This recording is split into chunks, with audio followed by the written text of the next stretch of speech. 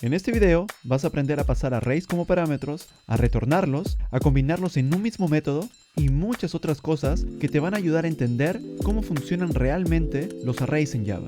En nuestro primer ejercicio vamos a definir un método que devuelva un array de números. Nada más. Entonces, como siempre, empezamos por la estructura del método. Así que ponemos public static. Como el método va a retornar un array de enteros, ponemos int y abrimos y cerramos corchetes. El nombre del método será obtenerArray. Abrimos y cerramos paréntesis. Y como a este método no le vamos a pasar ningún parámetro, dejamos los paréntesis vacíos. Primero, dentro del método, declaramos un array de tipo int llamado números. Y le vamos a asignar el siguiente array. Y ahora, lo único que tenemos que hacer es retornar ese array. Así que ponemos return números. Y con esto estamos listos con el método. Ahora vamos a usar ese método dentro del main. Declaramos un array de tipo int llamado miArray.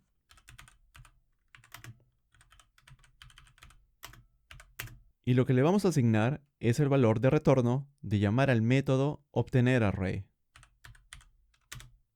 Y ahora vamos a agregar un bucle for para imprimir los elementos de mi array. Y ahora ejecutamos el programa y vemos que en la consola se imprimen los valores correctos, 1, 2 y 3. Ahora veamos juntos qué es lo que sucedió en la memoria mientras el programa se ejecutaba. El programa empieza a correr. Acá se va a declarar la variable miArray. Con el lado izquierdo de esta línea, Java reserva un espacio en memoria que se llamará miArray. Ese espacio guardará una referencia a un array de tipo entero. Por ahora, el espacio está vacío, ya que el array aún no existe. En el lado derecho de la declaración, vemos que aún no hay un valor, pero sí un llamado al método obtenerArray.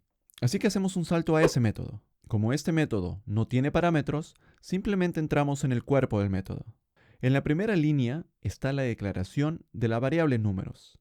Con el lado izquierdo de esta línea, lo primero que Java hace es reservar un espacio en memoria llamado números. Ese espacio guardará una referencia a un array de tipo entero. Por ahora, dejamos el espacio vacío, ya que el array aún no existe. Con el lado derecho de la declaración, en otro lugar de la memoria, Java reserva 3 espacios consecutivos en memoria para guardar números enteros. En esos espacios guardamos los números. Cada uno de estos espacios tiene una dirección única en la memoria, pero a nosotros solo nos importa la primera dirección. Como los valores del array están guardados en espacios consecutivos de memoria, con la dirección del primer valor podemos llegar fácilmente a todos los demás. Por eso, vamos a usar esa dirección como la dirección principal del array. No importa cómo se vea esa dirección, lo importante es entender que es única dentro de la memoria. Y como no importa cómo se vea, representaremos esta dirección con una manzana. Ahora, lo que Java hace es guardar esa dirección en el espacio reservado llamado números. Y como puedes ver, en la variable números no estamos guardando el array directamente. Lo único que estamos guardando es la dirección que nos indica dónde está el array en la memoria. Es decir, estamos usando esa dirección como una referencia para poder acceder al array. Por eso, a partir de ahora, vamos a llamar a esa dirección o manzana referencia. Ahora, de vuelta en el código, la siguiente línea va a retornar el valor de la variable números. Y como puedes ver, el valor de la variable números es justamente esa referencia. Así que retornamos la referencia, luego esa referencia se va a guardar dentro del espacio llamado miArray, y en ese momento sucede lo siguiente. Como ustedes saben, cuando un método termina de ejecutarse, todas sus variables dejan de existir. Y ya que el método obtenerArray terminó de ejecutarse, la variable números deja de existir. Como puedes ver, la única variable apuntando al array es miArray. Ahora llegamos al bucle y se imprimen los valores del array. Y con esto hemos terminado nuestro primer ejercicio. En nuestro segundo y último ejercicio, vamos a trabajar con 3 métodos. El primero se llama imprimir elementos. Este método no va a retornar ningún valor, pero sí va a recibir como parámetro un array de enteros. Y lo que va a hacer este método es algo muy simple. Va a imprimir uno por uno todos los elementos que tenga este array. Así que usemos el método. Acá ya tenemos un array de enteros llamado primerArray, y lo que vamos a hacer es llamar primero al método imprimirElementos y le vamos a pasar como argumento primerArray. Y ahora ejecutamos el programa y vemos que se imprimen todos los elementos de primerArray. Veamos rápidamente lo que sucede en la memoria. En la primera línea de código hemos declarado la variable primerArray y le hemos asignado un array de números. Eso quiere decir que en memoria tenemos un espacio llamado primerArray que guarda una referencia. Esa referencia apunta a un lugar en memoria donde se encuentran 3 espacios consecutivos que guardan los números del array. Luego, en la siguiente línea de código, llamamos al método imprimirElementos y le vamos a pasar el valor de primerArray. Y como pueden ver, el valor de primerArray es una referencia. Así que con esa referencia saltamos al método imprimirElementos. En el método imprimirElementos, lo que primero vamos a hacer es asignarle esa referencia a la variable números. Y en memoria, eso quiere decir que en el espacio llamado números vamos a guardar esa referencia. Y esa referencia también apunta al mismo array que primerArray. Y por esa razón, cuando imprimimos los elementos de números, en realidad estamos imprimiendo indirectamente los elementos de primerArray, porque ambos apuntan al mismo array en memoria. Luego, termina de ejecutarse el método, así que todas las variables locales de ese método dejan de existir, como por ejemplo números. Y ahora retornamos a donde nos habíamos quedado. Y con eso terminamos de ejecutar el programa. Hasta ahora ya vimos que pasar un array como parámetro no es tan diferente de retornarlo. En los dos casos, lo que realmente se está pasando no es el array completo, sino una referencia al array. Y como ya te habrás dado cuenta, gracias a esa referencia, dos variables distintas en diferentes partes del programa pueden estar apuntando al mismo array. Y esto se nota aún más cuando pasamos un array como parámetro y lo modificamos dentro del método. Para eso, tengo un método especial llamado modificarArray. Nosotros vamos a usar este método para ver que también se puede cambiar un array de forma indirecta. Este método no va a retornar nada, pero sí recibe como parámetro un array de números enteros. Y lo que va a hacer este método es lo siguiente. Si el array números tiene al menos un elemento, vamos a cambiar el valor del primer elemento a 100. Entonces, llamamos al método modificarArray y le pasamos como argumento primerArray. Y luego, una vez más, llamamos al método imprimirElementos, usando también primerArray como parámetro. Ejecutamos el programa y mira lo que pasa. La primera vez que imprimimos primerArray, el primer elemento era 1, pero en la segunda impresión, el primer elemento ha cambiado a 100. Veamos qué es lo que ocurre en la memoria. Cuando llamamos al método modificarArray, le pasamos el valor de primerArray, es decir, una referencia. Con esa referencia, saltamos a modificarArray y asignamos la referencia a números. Ahora números también apunta al mismo array en memoria que primerArray. Y ahora, dentro del método, ya que la condición se cumple, cambiamos el valor del primer elemento a 100.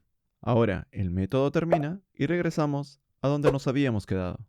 Como puedes ver, en el método modificarArray, hemos modificado indirectamente el primer elemento de primerArray. Por esa razón, cuando imprimimos nuevamente los elementos, aparece el cambio en el primer elemento. En el caso que quieras evitar modificar el array original dentro de un método, hay una solución muy simple. Lo que puedes hacer es crear dentro del método un nuevo array con el mismo tamaño que el original. Luego, copias los valores del array original dentro del nuevo array. Y después, puedes modificar los valores de este nuevo array sin tocar el array original. Y eso es exactamente lo que hace el método que vamos a ver ahora. Este método tiene un nombre un poco largo, pero ya verás por qué. Se llama obtener array con elementos duplicados. Y lo que hace este método es lo siguiente. Primero, recibe un array de enteros como parámetro. Y lo que devuelve es un nuevo array en el que cada elemento es el doble del valor original. Vamos a usar este método para que se entienda mejor. Primero creamos un nuevo array de tipo entero y lo vamos a llamar segundo array.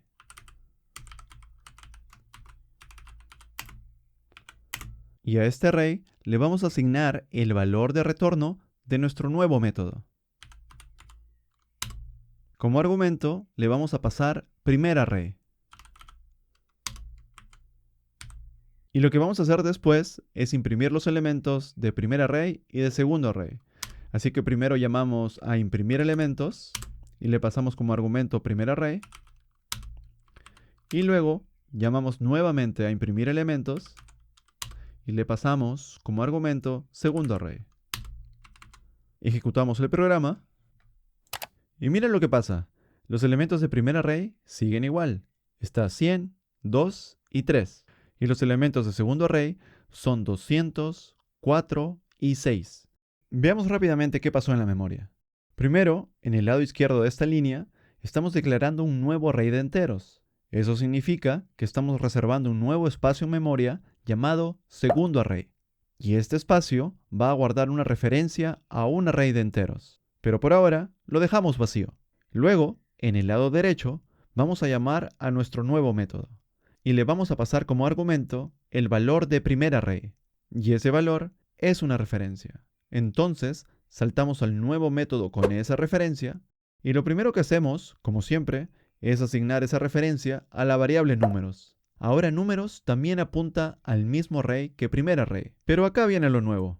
Dentro del método, vamos a crear un nuevo array llamado copia. Ese array va a tener el mismo tamaño que números, es decir, 3 elementos. Eso significa que ahora tenemos un nuevo espacio en memoria llamado copia. Y copia va a guardar una nueva referencia, una referencia diferente. Y esta nueva referencia apunta a un nuevo array de 3 elementos que todavía está vacío. Y cuando un array de enteros está vacío, Java rellena automáticamente cada espacio con el valor por defecto, que en este caso es 0. Después, usamos un bucle for para asignar nuevos valores a los elementos del array copia. A cada posición del array copia le asignamos el valor del array números, pero multiplicado por 2. Y como puedes ver, no estamos modificando a ningún elemento del array números, solamente los estamos leyendo. Al final del método, retornamos el array copia, o mejor dicho, retornamos el valor de copia. Y ese valor es la referencia que apunta al nuevo array. Esa referencia regresa al lugar donde estábamos antes y se le asigna a segundo array. Como puedes ver, primer array y segundo array apuntan a dos arrays distintos, porque cada uno tiene una referencia diferente en memoria. Y con esto hemos terminado el segundo ejercicio. Con estos ejemplos no te estoy diciendo que esté mal modificar arrays dentro de un método. A veces simplemente va a ser necesario. Lo importante de estos ejercicios es de que ahora entiendes lo que pasa en la memoria. Y solo con eso ya estás en otro nivel. Nos vemos en el siguiente video.